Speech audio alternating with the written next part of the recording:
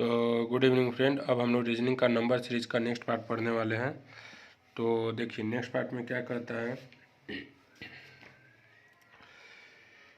कि यदि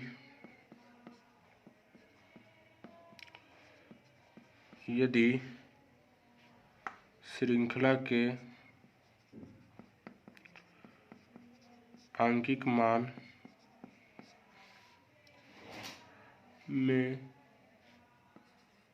में तीव्रता के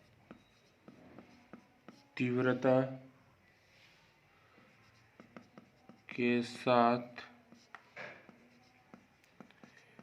कमी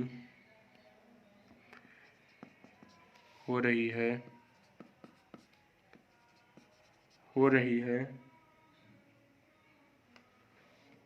तो श्रृंखला में किसकी प्रक्रिया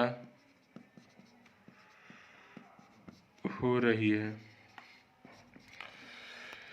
तो कहता है कि यदि श्रृंखला के आंकिक मान में तीव्रता के साथ कमी हो रहा है तो श्रृंखला में आपका क्या हो जाएगा, भाग की प्रक्रिया हो रही है।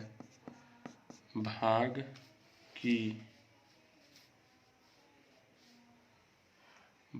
की प्रक्रिया हो रही है।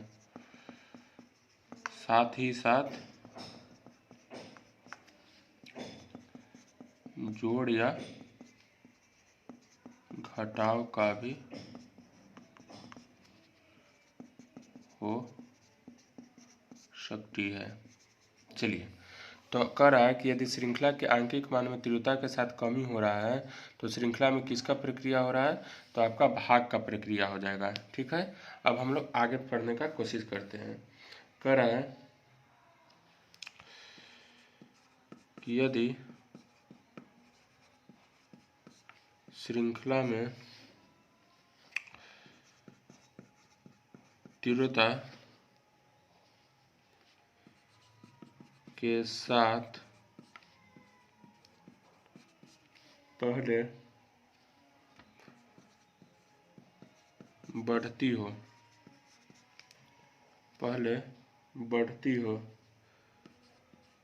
तथा बाद में घटती हो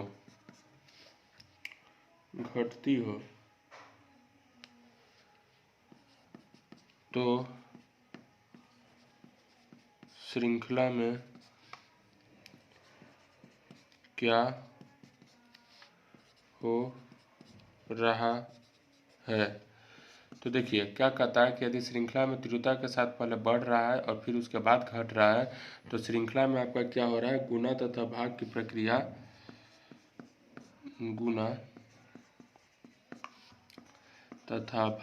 की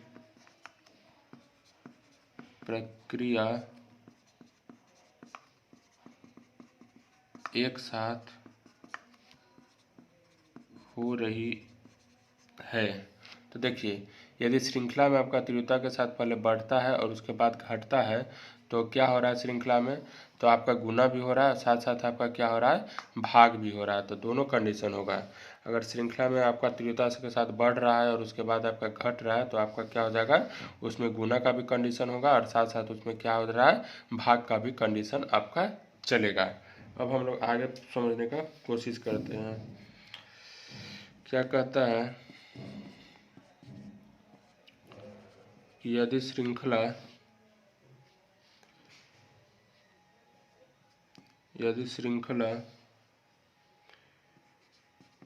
के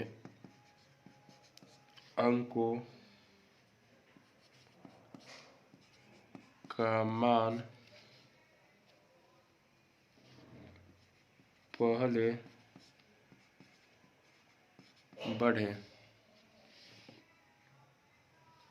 फिर घटे लेकिन कम से कम अंतर हो तो श्रृंखला में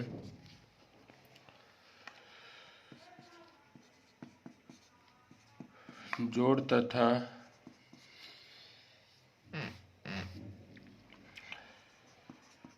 घटाव की प्रक्रिया